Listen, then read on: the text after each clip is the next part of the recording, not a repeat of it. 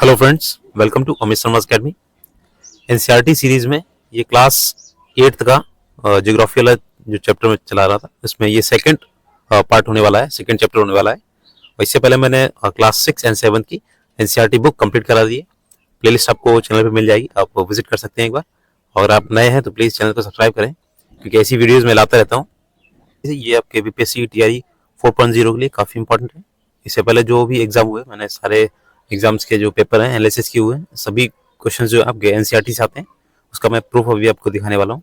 Class 8 से जो आपके क्लास 8 है, इससे कितने क्वेश्चन आए हुए हैं ज्योग्राफी में। देखिए, पहला क्वेश्चन है इसमें, मृदा का पलवार करना संबंधित है। तो ये आपका टीआई 3rd में आया था। क्लास 8 का ज्योग्राफी है, मृदा, भूमि एवं जल से क्वेश्चन है। तो ऊपर में से एक से अधिक हो जाएगा। नेक्स्ट क्वेश्चन देखते हैं। ये आपका अगला क्वेश्चन है। देखिए, राष्ट्रीय उद्यान में सुरक्षा दी जाती है। तो क्लास 8 का ही ज्योग्राफी है, भूमि, मृदा और जल से। इसमें संपूर्ण पारिस्थितिकी तंत्र को दी जाती है। तो देखिए, यहाँ पे मैंने हाईलाइट भी किया हुआ है। ये आपका दिया गया राष्ट्रीय जो उद्यान वगैरह होते हैं, पारिस्थितिकी जो एकता की ये आपकी रक्षा करती है। तो इसमें पूरा डिटेल से नहीं लिखा है, लेकिन हाँ, हिंट दिया गया है। अगला देखिए, अगला क्वेश्चन है, निम्नलिखित में से नवीनीकरण ऊर्जा का स्रोत कौन सा है। तो देखिए, उपरोक्त में से कोई नहीं होगा। ये सभी आपके अनवीनीकरण ऊर्जा के स्रोत हैं और ये नॉन रिन्यूएबल है।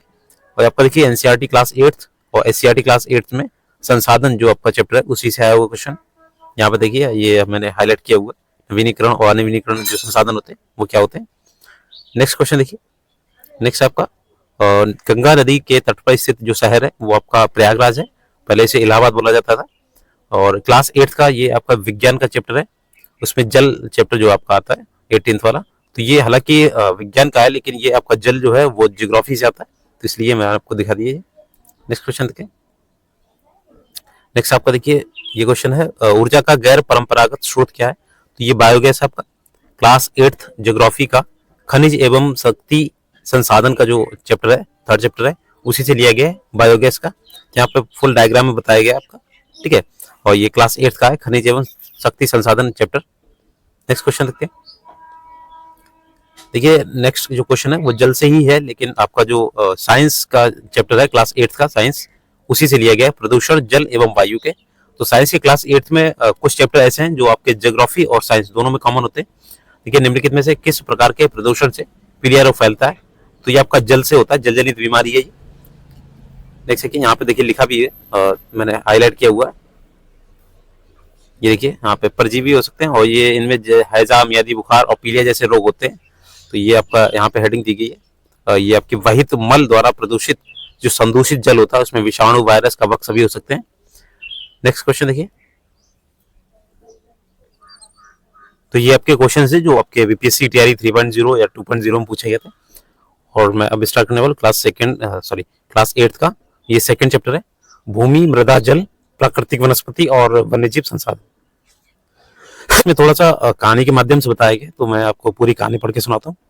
और ये कहानियां जो होती हैं, आपको बीपीएससी में जब आप टीचर बनेंगे तो बच्चों को इसी तरीके से समझानी पड़ती हैं। तो इसलिए पढ़ना जरूरी है इसे। और एनसीईआरटी का एक एक जो तथ्य है ना, काफी इंपॉर्टेंट है, इसलिए पूरा पढ़ना चाहिए आपको। देखिए, तंजानिया यानी अफ्रीका का एक देश है कि एक छोटे गांव में माम्बा पानी लाने के लिए प्रातः शीघ्र उठती है। तो वहां पे एक बच्चे का नाम है माम्बा। उसे बहुत दूर जाना पड़ता है और वह कुछ घंटों के बाद लौटती है। उसके उपरांत वह घर के कार्यों में अपनी माँ का हाथ बटाती है और अपने भाइयों की बकरियों की देखभाल में मदद करती है। उसके पूरे परिवार के पास उनकी छोटी झोपड़ी के चारों ओर चट्टानी भूमि का एक भाग है। माम्बा के पिता कठिन परिश्रम के बाद कुछ मात्रा है, मात्र कुछ मक्का और सेम ही उगा सकते हैं। फिर भी यह उनके परिवार के लिए साल भर के खाने के लिए पर्याप्त नहीं है। तो ये वहाँ की जो परिस्थितियां हैं वो बताई गई। नेक्स्ट देखिए, अभी अगला देखिए। पीटर जो है आपका न्यूजीलैंड के भेड़ पालन प्रदेश के मध्यवर्ती भाग में रहता है, जहाँ उसका परिवार ऊन प्रक्रमण करने का कारखाना चलाता है। प्रतिदिन जब वह स्कूल से लौटता है तो पीटर अपने चाचा को अपनी भेड़ों की देखभाल करते हुए देखता है। उनका भेड़ों का बाड़ा कुछ दूरी पर पहाड़ियों से लगे हुए एक विस्तृत घास के मैदान पर स्थित है। यहाँ नवीनतम प्रौद्योगिकी का उपयोग करते हुए एक वैज्ञानिक विधि से इसका प्रबंधन किया जाता है। पीटर का परिवार जैविक कृषि द्वारा सब्जियां भी उगाता है। माम्बा और पीटर विश्व के दो विभिन्न स्थानों में रहते हैं और उनके जीवन व्यतीत करने में बहुत अंतर है। ये विभिन्नता भूमि की गुणवत्ता, मृदा, जल, प्राकृतिक वनस्पति, प्राणियों और प्रौद्योगिकी के उपयोग की विभिन्नता के कारण है। इन स्थानों का एक दूसरे से भिन्न होने का मुख्य कारण इस प्रकार के संसाधनों की उपलब्धता है। नेक्स्ट देखिए, इसमें आपका जो बॉक्स में दिया गया, ये देखिए कुछ करके दिया गया, तो आप वो देख लेते हैं। यहाँ पे ये जो बॉक्स है, ये आपका क्या आप जानते हैं, ये बहुत इंपॉर्टेंट होते हैं, इसे जरूर पढ़ा कीजिए। विश्व की 90% जो जनसंख्या है वो भूमि क्षेत्र के 30% भाग पर रहती है, और शेष जो 70% भूमि है वो या तो विरल है जनसंख्या है या यह निर्जन जनसंख्या है। नेक्स्ट देखिए, नेक्स्ट पैराग्राफ भूमि के बारे में, जिसमें हम लोग रहते हैं। देखिए, सभी महत्वपूर्ण प्राकृतिक संसाधनों में भूमि ही शामिल है, और भूपृष्ठ के कुल क्षेत्रफल का लगभग 30% भाग भूमि है। यही नहीं, इस थोड़े से परसेंटेज के सभी भाग आवास योग्य नहीं है। मतलब यहाँ पे जो भी आपके 30% जो भूमि है, इसमें कुछ ऐसे भाग हैं जो आपके आवास योग्य नहीं है। मुख्यतः भूमि और जलवायु के भिन्न भिन्न लक्षणों के कारण विश्व के विभिन्न भागों में जनसंख्या का वितरण असमान पाया जाता है। ऊबड़ खाबड़ स्थलाकृतित पर्वतों के तीव्र ढाल, जलाक्रांत संभावित निम्न क्षेत्र, मरुस्थल एवं क्षेत्र एवं सघन वन क्षेत्र सामान्यतः विरल अथवा निर्जन है। उर्वर मैदानों और नदी घाटियों में कृषि के लिए उपयुक्त भूमि उपलब्ध है, इसीलिए ये स्थान विश्व के सघन बसे क्षेत्र हैं। जैसे कि भूमि का उपयोग जो है, देखिए भूमि का उपयोग विभिन्न कार्यों के लिए किया जाता है, जैसे आपका कृषि हो गया, वानिकी हो गया, खनन हो गया, सड़कों और उद्योगों की स्थापना, साधारणतः इसे भूमि उपयोग कहा जाता है। नेक्स्ट देखिए, इसमें दिया गया आपके कुछ भूमि का क्षेत्रफल वगैरह दिया गया, तो आपका देखिए इसमें इंपॉर्टेंट ज्यादा नहीं है, फिर भी आप देख लीजिए। ऑस्ट्रेलिया का जो फसल भूमि है 6% के हिसाब से दिया गया। चारागाह जो चरने योग्य जमीन है वो सबसे ज्यादा है 56%, वन जो है 14%, अन्य उपयोग के लिए 24%। ठीक है, ब्राजील का है 9% आपकी फसल भूमि है, और चारागाह के 20% है, और सबसे ज्यादा जो घने वन है वो आपके ब्राजील में पाए जाते हैं 66%। ठीक है, और 5% अन्य भूमि है। इसी तरीके कनाडा का है 5% फसल भूमि, 4% चारागाह, और 39% आपका वन क्षेत्र है, और 52% अन्य उपयोग के लिए है। तो कनाडा का क्षेत्रफल इसीलिए ज्यादा है। और यहाँ पे देखिए अपना भारत देखते हैं, यहाँ पे 57% आपकी फसल भूमि है, 4% चारागाह है, और 22% आपकी वन क्षेत्र की भूमि है, और 17% आपका अन्य उपयोग के लिए भूमि है। नेक्स्ट है ये आपके ऊपर दी गई सारणी के उत्तर वगैरह बताने, तो ये आपके क्रियाकलाप होते हैं जो बच्चों को आपको पढ़ाना है। नेक्स्ट है तो आप अभी से ये सोच के रखिए कि मुझे पढ़ाना है, तो उस हिसाब से आप तैयारी कीजिए। आप माम्बा और पीटर के परिवारों के विभिन्न जो आपके परिवार के भूमि उपयोग के विभिन्न तरीकों की सूची बना सकते हैं। भूमि का उपयोग भौतिक कारकों द्वारा निर्धारित किया जाता है, जैसे स्थलाकृति, मृदा, जलवायु, खनिज और जल की उपलब्धता। मानवीय कारक जैसे जनसंख्या हो गया, प्रौद्योगिकी भी भूमि उपयोग प्रतिरूप के महत्वपूर्ण निर्धारक हैं। जैसे कि निजी भूमि और सामुदायिक भूमि के आधार पर भी भूमि को बांटा जा सकता है। निजी भूमि व्यक्तियों के स्वामित्व में होती है, जबकि सामुदायिक भूमि समुदाय के स्वामित्व में होती है। सामान्य रूप से इसका उपयोग समुदाय से संबंधित व्यक्ति के लिए किया जाता है, जैसे आपका चारा, फलों, नट या औषधीय बूटियों को एकत्रित करना। इन सामुदायिक भूमि को साझा संपत्ति संसाधन भी कहा जाता है। देखिए ये आपका हेडिंग एक तरीका। नेक्स्ट देखिए, जनसंख्या और उनकी मांग सदैव बढ़ती रहती है, लेकिन भूमि की उपलब्धता सीमित है। स्थान के अनुसार भूमि की गुणवत्ता में अंतर होता है। लोगों ने सामुदायिक भूमि पर व्यापारिक क्षेत्र बनाने, नगरीय क्षेत्रों में घर बनाने और ग्रामीण क्षेत्रों में कृषि योग्य भूमि का विस्तार करने के लिए अनाधिकृत हस्तक्षेप करना शुरू कर दिया है। आज भूमि उपयोग प्रतिरूप में व्यापक परिवर्तन हमारे समाज में सांस्कृतिक परिवर्तनों को यहाँ पे दर्शाते हैं, यानी पर जबकि यहाँ पे परिवर्तन होते हैं। वर्तमान में कृषि और निर्माण संबंधी गतिविधियों के प्रसार के कारण निम्नीकरण, भूस्खलन, मृदा अपरदन, मरुस्थलीकरण पर्यावरण के लिए प्रमुख खतरा है।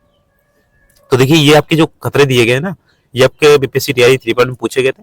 ठीक है, ये आपका निम्नीकरण हो गया, भूस्खलन हो गया, मृदा अपरदन, मरुस्थलीकरण, ये भी पर्यावरण के सभी आपके क्या है, खतरे हैं।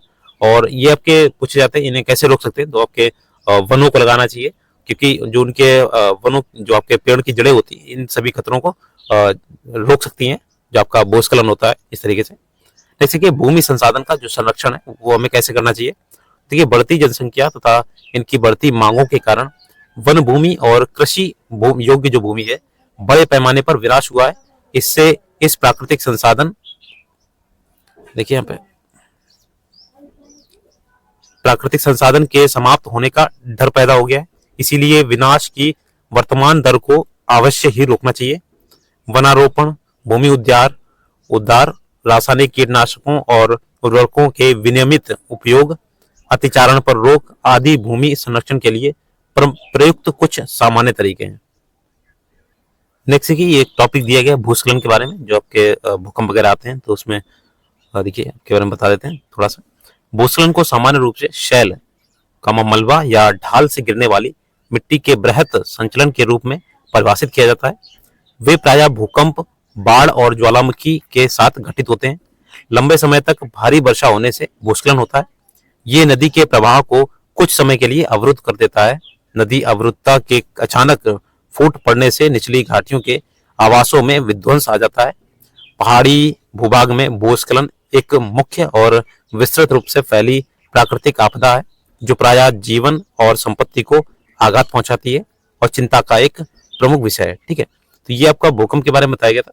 और यहाँ पे देखिए एक वस्तु स्थिति अध्ययन दिया गया यहाँ पे। ठीक है, हिमाचल प्रदेश के किन्नौर जिले में रेकोंग पियो के निकट पंजी गांव में बड़े भूस्खलन के कारण राष्ट्रीय राजमार्ग, जो आपका NH-22 है, कि पुरानी हिंदुस्तान तिब्बत सड़क का 200 मीटर तक का भाग नष्ट हो गया। यह भूस्खलन पाजी गांव में तीव्र विस्फोटन द्वारा हुआ था। उस जो आपका विस्फोटक के कारण ढाल का ये कमजोर क्षेत्र नीचे गिर गया, जिसके कारण सड़क और गांव के आसपास के क्षेत्र को क्षति पहुंची। पंजी गांव को किसी संभावित मानव विनाश से बचाने के लिए पूर्ण रूप से खाली करा दिया गया था। ये देखिए आपका न्यूनीकरण जो क्रिया है, इसे कैसे रोका जा सकता है। इस तरीके से वैज्ञानिक प्रविधियों के विकास में हमें समझने की शक्ति मिली है। भूस्खलन उत्पन्न होने के कारण जो कौन कौन से कारक हैं और उनका प्रबंधन कैसे करना है। भूस्खलन को रोकने की कुछ प्रविधियां निम्न है, तो ये मोस्ट इंपॉर्टेंट है आपको। ठीक है, जो पहला वाला हेडिंग था वो और ये वाला, इसमें पूछा जाता है कि जो इसकी विधियां उसे कैसे रोक सकते हैं। तो देखिए, भूस्खलन प्रभावी क्षेत्रों का मानचित्र बनाकर उसमें प्रभावित होने वाले स्थानों को इंगित करना। इस प्रकार इन क्षेत्रों को आवास बनाने के लिए छोड़ा जा सकता है। भूमि को खिसकने से बचाने के लिए प्रतिधारी दीवार का निर्माण करना। भूस्खलन को रोकने का सबसे जो प्रभावी तरीका है वनस्पति आवरण में वृद्धि, सतही अपवाह तथा झरनों प्रवाहों के साथ साथ भूस्खलन की गतिशीलता को नियंत्रित करने के लिए एक पृष्ठीय अपवाह नियंत्रण उपाय कार्यान्वित किए गए हैं। तो ये आपके भूस्खलन के बता दिया गया। और ये देखिए प्रतिधारी जो दीवार है वो बनाई गई है, इसमें दिखाया गया डायग्राम में इस तरीके से। जो अपने जो हाईवे होता है उसमें आपने देखा होगा इस तरीके से जो दीवारें बनी थी। नेक्स्ट जो टॉपिक है वो आपका देखिए मिट्टी वाला है। ठीक है, सॉइल जो आपकी है क्ले मिट्टी होती है जो। देखिए, पृथ्वी के पृष्ठ पर दानेदार कणों के आवरण की पतली परत मृदा कहलाती है। ये भूमि से निकटता से जुड़ी हुई है और स्थल रूप मृदा के प्रकार को यहाँ पे देखिए निर्धारित करते हैं। मृदा का निर्माण चट्टानों से प्राप्त खनिजों और जैव पदार्थ तथा भूमि पर पाए जाने वाले खनिजों से होता है। ये अपक्षय की प्रक्रिया के माध्यम से बनती है। खनिजों और जैव पदार्थों का सही मिश्रण मृदा को उपजाऊ बनाता है। देखिए, इसमें टॉपिक जो है आपके इसलिए पढ़ना आपको जरूरी है क्योंकि आप बच्चों को पढ़ाएंगे जाके तो आपको ये याद होने चाहिए। आप ये सोच के चलिए मुझे बीपीएससी का टीचर बना दिया गया है तो मुझे इस तरीके से तैयारी करनी है। ठीक है, तो एक एक टॉपिक को अच्छे से पढ़िए। आप किस तरीके से समझा सकते हैं बच्चों को, और यही आपको आगे आने वाले जो आपका एग्जाम है उसमें आपको काफी हेल्प रहेगी। ठीक है, और मैंने एनालिसिस भी किया हुआ है, आपको बताया भी है। बीपीएससी तैयारी 3.0 और 2.0 में जो क्वेश्चन पूछे गए थे वो सभी एनसीईआरटी से आए थे। ठीक है, तो देखिए यहाँ पे शब्दावली दी गई अपक्षय। अपक्षय क्या होता है? तापमान परिवर्तन, तुषार क्रिया, पौधों, प्राणियों और मनुष्य द्वारा अनावरित सेलों का टूटना, ये क्षय होना, ये आपका क्या कहलाता है? अपक्षय कहलाता है। ठीक है, इस तरीके के आपका डेफिनेशन टाइप की दे दी जाएगी और पूछा जाएगा। नेक्स्ट है ये देखिए आपका क्रियाकलाप दिया गया और ये देखिए मृदा के जो आपका प्रकार दिए गए हैं और उनको देखिए जनक शैल, रंग, गठन, रासायनिक गुणधर्म, खनिज, मात्रा, पारगम्यता को निर्धारित करती है। इसकी विशेषताएं हैं। नेक्स्ट देखिए, जो उच्चावच, तंगुता और ढाल मृदा के संचय को निर्धारित करते हैं। नेक्स्ट देखिए, वनस्पति जाति, प्राणी जाति, सूक्ष्म जीव ह्यूमस निर्माण की दर को प्रभावित करते हैं।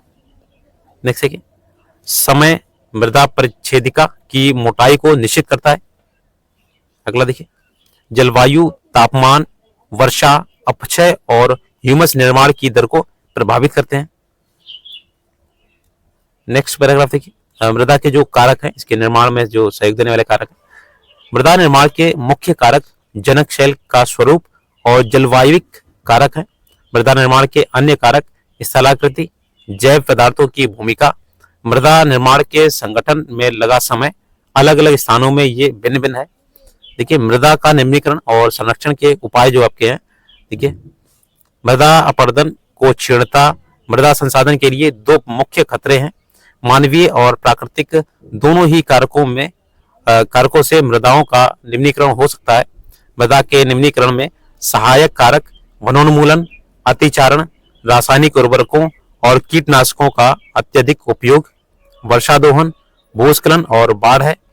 मृदा संरक्षण की कुछ जो विधियां निम्न प्रकार हैं। देखिए, मल्च बनाना, जैसे पौधों के बीच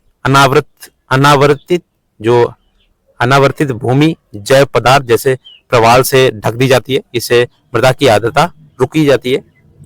इससे यहाँ पे देखिए, आपका डायग्राम के माध्यम से बताया गया जो आपकी वेदिका फार्म है, समोच्चरित जो रेखीय जुताई है। और यहाँ पे देखिए क्रियाकलाप दिया गया है। भारत में जो जलोढ़ मिट्टी, काली मिट्टी, लेटराइट मिट्टी, लाल मिट्टी, मरुस्थलीय मिट्टी और पर्वतीय मिट्टी, इन सभी को आपके मुट्ठी में एकत्र करके बच्चों को इस तरीके से दिखाना है। नेक्स्ट देखिए, ये लिखा हुआ आपका वेदिका फार्म। तो ये भी अब डायग्राम दिखाया था मैंने आपको। वेदिका फार्म ये होते हैं, तीव्र ढालों पर बनाए जाते हैं ताकि सपाट सतह फसल उगाने के लिए उपलब्ध हो जाए। इनसे पृष्ठीय प्रवाह और मृदा अपरदन कम हो सकता है। नेक्स्ट है समोच्च रेखीय जो जुताई है। एक पहाड़ी ढाल पर समोच्च रेखाओं के समानांतर जुताई ढाल से नीचे बहते जल के लिए एक प्राकृतिक अवरोधक का निर्माण करती है। नेक्स्ट है रक्षक मेखलाएं। तटीय प्रदेशों और शुष्क प्रदेशों में पवन गति रोकने के लिए वृक्ष कतारों में लगाए जाते हैं ताकि मृदा आवरण को बचाया जा सके। नेक्स्ट है समोच्चरीय रेखीय जो आपकी रोधिकाएं हैं। देखिए, समोच्च रेखाओं पर रोधिकाएं बनाने के लिए पत्थरों, घास, मृदा का उपयोग किया जाता है। रोधिकाओं के सामने जल एकत्र करने के लिए खाइयां बनाई जाती हैं। और इसमें देखिए आपके क्रियाकलाप वगैरह दिए गए जो आपको बच्चों को सिखाने होंगे। जैसे कि चट्टान बांध जो आपके होते हैं, ये जल के प्रवाह को कम करने के लिए बनाए जाते हैं। देखिए, इंपॉर्टेंट है, ठीक है, इस तरीके से क्वेश्चन पूछ सकता है उसमें। ये नालियों की रक्षा करते हैं और मृदा क्षति को भी रोकते हैं। बीज की फसल उगाना। देखिए, वर्षा दोहन से मृदा को सुरक्षित रखने के लिए अलग अलग समय पर भिन्न भिन्न फसलें एकांतर कतारों में उगाई जाती हैं। नेक्स्ट देखिए, जल के बारे में। तो देखिए, जल एक महत्वपूर्ण नवीनीकरणीय प्राकृतिक संसाधन है और भूपृष्ठ का जो 3/4 भाग है आपका जल से ढका है, इसलिए इसे जल ग्रह कहना उपयुक्त है। और नीला ग्रह भी बोलते हैं इसी कारण। लगभग 3.5 अरब वर्ष पहले जीवन आदि महासागरों से ही प्रारंभ हुआ था। यद्यपि आज भी महासागर पृथ्वी की सतह के 2/3 भाग को ढके हुए हैं और विविध प्रकार के पौधों और जंतुओं को मदद करते हैं। महासागरों का जल लवणीय है और मानवीय उपभोग के लिए उपयुक्त नहीं है। अलवण जल केवल 2.7% है। इसका लगभग 70% भाग जो है आपकी बर्फ की चादरों और हिमानियों के रूप में अंटार्कटिका, ग्रीनलैंड और पर्वतीय प्रदेशों में पाया जाता है, और जो क्या है अपनी स्थिति के कारण मनुष्य की पहुंच से बाहर है।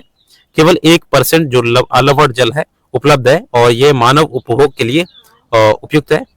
ये भौमजल नदियों, झीलों में पृष्ठीय जल के रूप में तथा वायुमंडल में जलवाष्प के रूप में पाया जाता है, जो आपके वर्षा के माध्यम से धरती पे आता है। तो ये आपके पीने योग्य जो जल है वो 1% है लगभग। अब देखिए यहाँ पे आपका बॉक्स में दिए गए कि आप जानते हैं, देखिए वर्ष 1975 में मानव उपयोग के लिए जल की खपत जो थी 3850 घन किलोमीटर प्रति वर्ष थी इसमें, जो वर्ष 2000 में बढ़कर कितनी हो गई 6000 किलोमीटर क्यूब, मतलब घन क्यूब जो हुआ जाके प्रति वर्ष से भी अधिक हो गई है। आपके सन 2000 में, ठीक है। तो इसमें बताया गया कि जल का जो है वो दोहन कितना हो गया, एक टपकता नल एक वर्ष में 1200 लीटर तक जल को व्यर्थ करता है। तो ये आप समझ सकते हैं, जब भी आपको नल कहीं पे खुला दिखे तो आप उसे जरूर बंद कीजिएगा। और देखिए यहाँ पे प्रतिदिन के क्रियाकलाप में दिखाया गया कि आपको पानी जो है वो कितना प्रतिदिन प्रति व्यक्ति खर्च करते हैं, ठीक है। यहाँ देखिए नेक्स्ट पैराग्राफ है, इसीलिए आलवणीय जल पृथ्वी का सबसे अधिक मूल्यवान पदार्थ है। पृथ्वी पर जल ना बढ़ाया जा सकता है और ना ही घटाया जा सकता है, इसकी कुल मात्रा स्थिर रहती है। आपने द्रव्यमान संरक्षण का नियम पढ़ा होगा, उसी तरीके से इसकी प्रचुरता में विविधता प्रतीत होती है, क्योंकि ये वाष्पीकरण, वर्षण और वहाँ की प्रक्रियाओं द्वारा महासागरों, वायु, भूमि और पुनः महासागरों में चक्रण द्वारा निरंतर गतिशील है। जैसा कि आप जानते हैं कि इसे क्या बोलते हैं, जल चक्र बोलते हैं। मनुष्य जल की बड़ी मात्रा का उपयोग न केवल पीने और धुलाई में ही करता है, वरन उत्पादन में, आपके प्रक्रिया में भी करता है, और जल कृषि उद्योगों तथा बांधों के जलाशयों के माध्यम से विद्युत उत्पादन करने में भी इसका प्रयोग किया जाता है। जल स्रोतों के सूखने अथवा जल प्रदूषण के कारण अलवणीय जल की आपूर्ति की कमी के मुख्य कारक बढ़ती जनसंख्या, भोजन और नकदी फसलों की बढ़ती मांग, बढ़ता नगरीकरण और बेहतर होता जीवन स्तर है। नेक्स्ट देखिए पैराग्राफ में, जल की उपलब्धता की जो आपकी समस्या है, जल की उपलब्धता में देखिए विश्व के कई प्रदेशों में जल की कमी है। अधिकांश अफ्रीका, पश्चिमी एशिया, दक्षिणी एशिया, पश्चिमी संयुक्त राज्य अमेरिका के भाग, उत्तर पश्चिमी मैक्सिको, दक्षिण अमेरिका के भाग और संपूर्ण ऑस्ट्रेलिया अलवणीय जल की आपूर्ति की कमी का सामना कर रहे हैं। वे देश ऐसे जलवायु प्रदेशों में स्थित हैं जहां अक्सर का क्या होता है, सूखा पड़ता है। उनमें जलाभाव की अधिक समस्या बनी रहती है। इस प्रकार जल का अभाव मौसमी अथवा वार्षिक वर्षण में विविधता के परिणाम स्वरूप हो सकता है, अथवा अति उपयोग और जल प्रदूषण के संदूषण के कारण भी जल का अभाव हो सकता है। नेक्स्ट देखिए, जल संसाधन के का जो आपका संरक्षण है। आज के विश्व में शुद्ध तथा पर्याप्त जल स्रोतों तक पहुंचना एक बड़ी समस्या बन गई है। इस क्षीण होते संसाधन के संरक्षण के लिए कदम उठाने चाहिए। यद्यपि जल एक नवीनीकरण संसाधन है तथापि इसका अति उपयोग और प्रदूषण इसे उपयोग के लिए अनुपयुक्त बना देता है। अशोधित या आंशिक रूप से शोधित वाहित मल, कृषि रसायनों का विसर्जन और जल निकायों में औद्योगिक बहिस्राव जल के प्रमुख संदूषक हैं। इनमें आपके जो शामिल है नाइट्रेट, धातुओं और पीड़कनाशी जल को प्रदूषित कर देते हैं। इसमें अधिकांश रसायन अजैव निम्नीकरण होने के कारण जल द्वारा मानव शरीर में पहुंच जाते हैं। और देखिए आपने देखा हो फसलों में जो कीटनाशक जो दवाइयां डाली जाती हैं अजैविक वाली, वो सभी क्या होती है आपके पानी के माध्यम से या जल के माध्यम से ही आपके खाने में किसी ना किसी तरीके से पहुंच जाती हैं। इन प्रदूषकों को जल निकायों में छोड़ने से पूर्व बहिस्रावों को उपयुक्त विधि में शोधित करके जल प्रदूषण नियंत्रित किया जा सकता है। इसके लिए अलग से विधि आती है जो इसे संदूषित कर सकते हैं। वन और अन्य वनस्पति आवरण धरातलीय प्रभाव को मंद करते हैं और भूमिगत जल को पुनः पूरित करते हैं। जल संग्रहण पृष्ठीय प्रभाव को बचाने की दूसरी विधि है। जल का उपयोग खेतों की सिंचाई के लिए किया जाता है। नेक्स्ट देखिए, जल रिसाव को कम करने के लिए देखिए यहाँ पे नहरों को ठीक से पक्का करना चाहिए और रिसाव और वाष्पीकरण से होने वाली जल क्षति को रोकने के लिए क्षेत्र की स्प्रिंकलरों से सिंचाई करना अधिक प्रभावी विधि है। वाष्पीकरण की अधिक दर वाले शुष्क प्रदेशों में सिंचाई की ड्रिप अथवा टपकन विधि बहुत उपयोगी होती है। संरक्षण की इन विधियों को अपनाकर बहुमूल्य जल संसाधन को संरक्षित किया जा सकता है। अगला देखिए, प्राकृतिक वनस्पति और जो वन्य जीवन है। स्कूल के बच्चे हस्तशिल्प प्रदर्शनी में घूम रहे थे। प्रदर्शनी की वस्तुएं देश के विभिन्न भागों से एकत्र की गई थी। मोना ने एक थैला हाथ में उठाया और उत्साह से कहा, यह एक सुंदर हैंडबैग है। अध्यापिका ने कहा, हाँ, ये जूट से बना है। क्या आप उन टोकरियों, द्वीप छतरों और कुर्सियों को देखते हैं, वे बेंत और बांस की बनी है। भारत के पूर्वी और उत्तरी प्रदेशों, जो आपके उत्तरी पूर्वी आंध्र प्रदेशों में बांस प्रचुर मात्रा में पाया जाता है। और यहाँ पे जैसी रेशमी स्कार्फ देखकर उत्साहित होती है।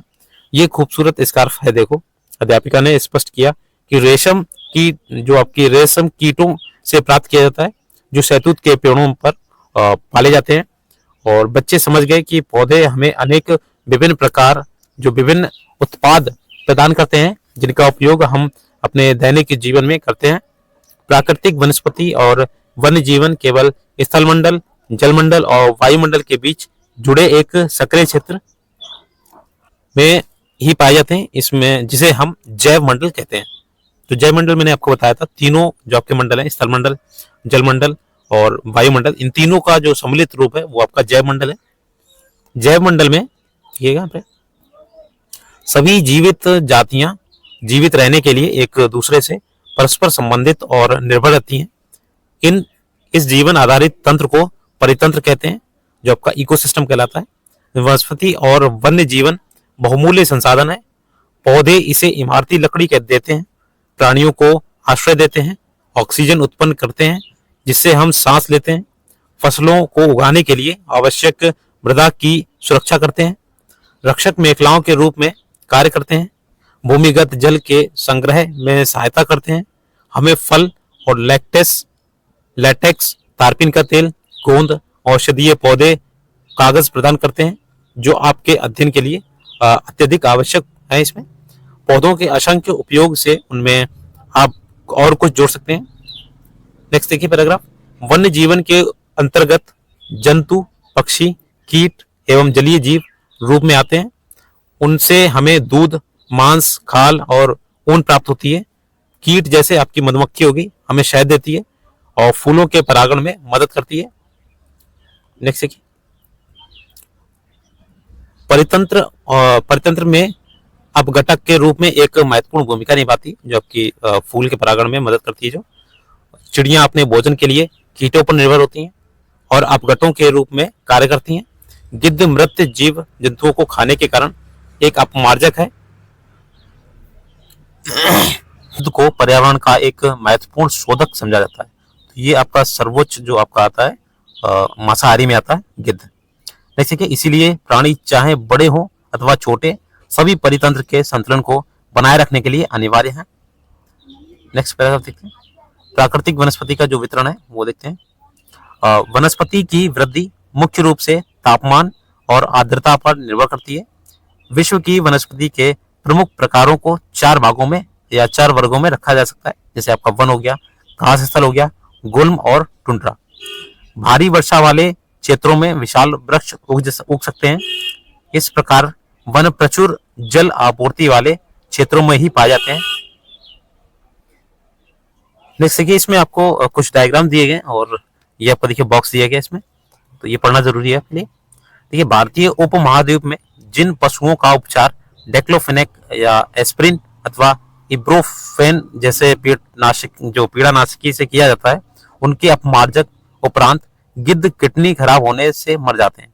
तो सबसे इंपॉर्टेंट जो आपकी डेक्लोफेनेक, अभी पूछा जाता है, एक क्वेश्चन आया था कि जो गिद्ध हैं वो किस वजह से मर रहे हैं, तो आपके डेक्लोफेनेक जो पशुओं को दी जाने वाली दवा है, दर्द निवारक, तो इस वजह से क्या होता है, वो पशु तो मर जाते हैं। जो डिक्लोफेनेक है वो कहीं ना कहीं उसमें जीवित रहता है या उसमें आपका होता है।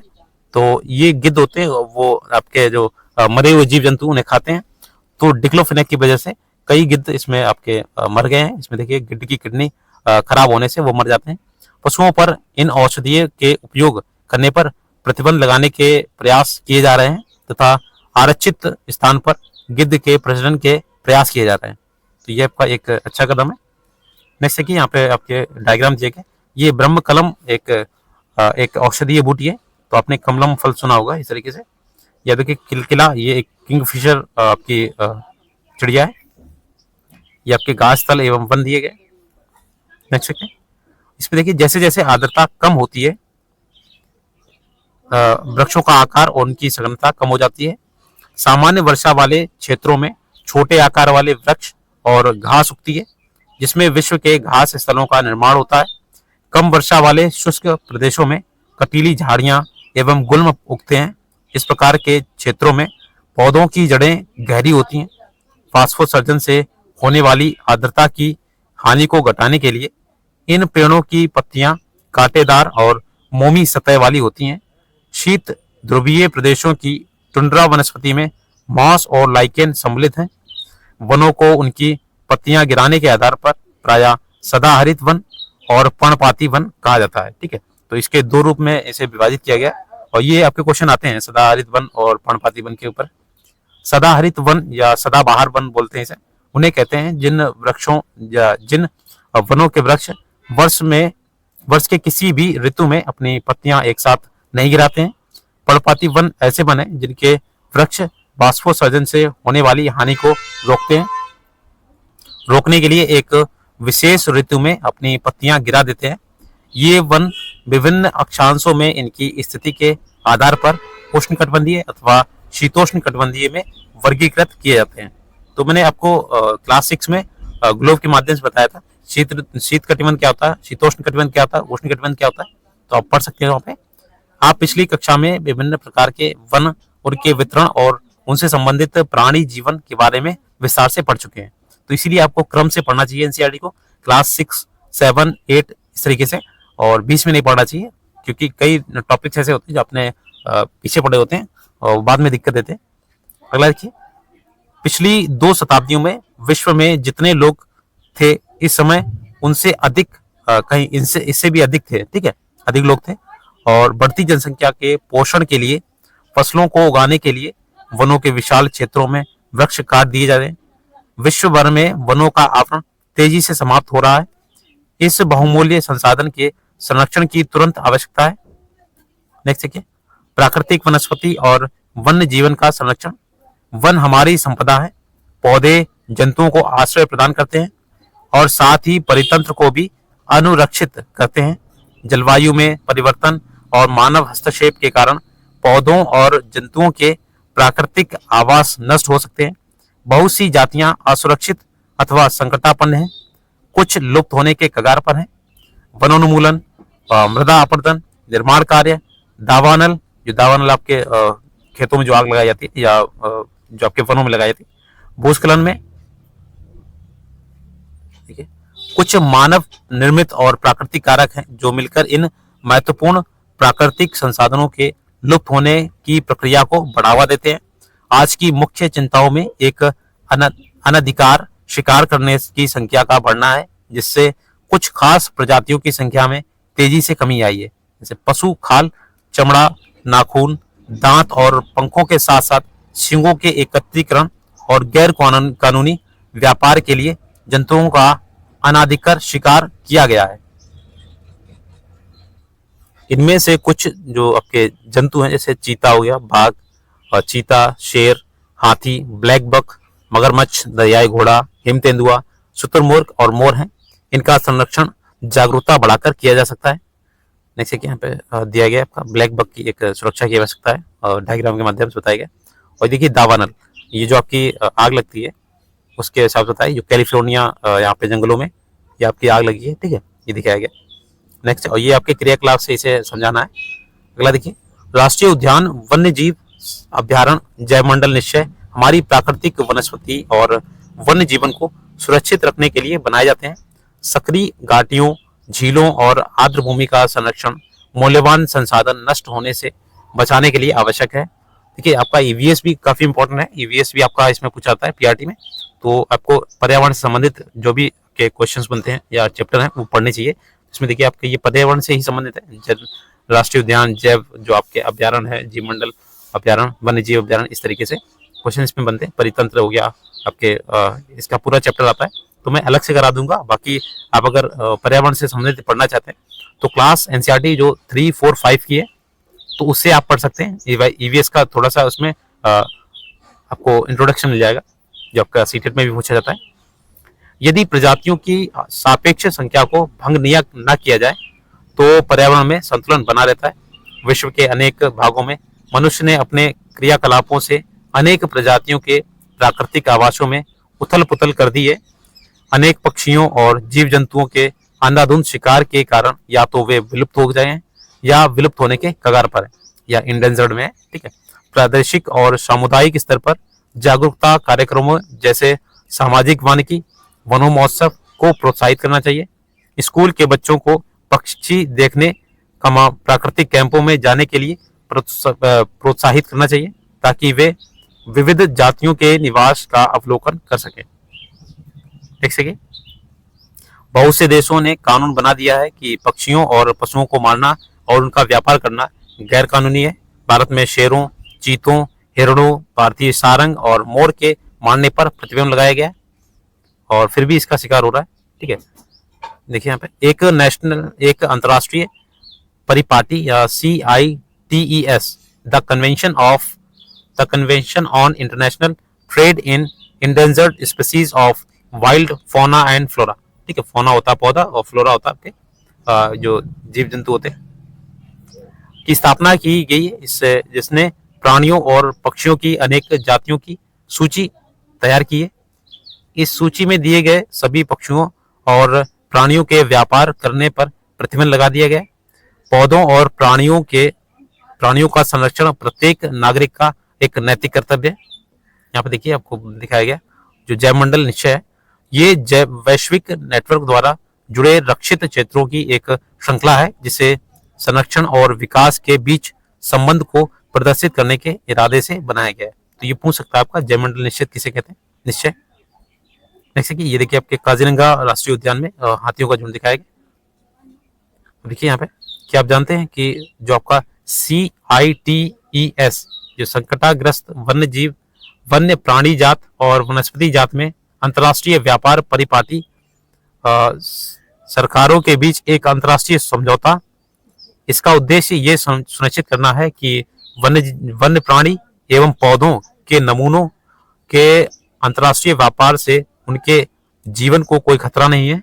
मोटे तौर पर पशुओं की 5000 जातियां और पौधों की 28000 जातियां रक्षित की गई हैं। बालू, डॉल्फिन, कैक्टस, प्रवाल, आर्किड और एलो कुछ उदाहरण है इसके। देख सकते हैं, ये आपका देखिए चैप्टर कंप्लीट हो गया और इसका जो क्वेश्चन आंसर्स हैं लास्ट वाले ये मैंने पहले से करा दिए और इसकी प्लेलिस्ट अलग से बनी हुई है। तो उसमें वन शॉट में क्लास 8 का जो आपका ज्योग्राफी है वो मैंने पूरा कराया हुआ है। एक ही वीडियो में आपको सारे क्वेश्चन आंसर्स मिल जाएंगे, तो आप वहां से जाके देख सकते हैं। बाकी प्लेलिस्ट के लिए आप चैनल पर विजिट कीजिएगा, तो आपको क्लास 6, 7, 8 की जो भी ज्योग्राफी की प्लेलिस्ट है वो आपको मिल जाएगी।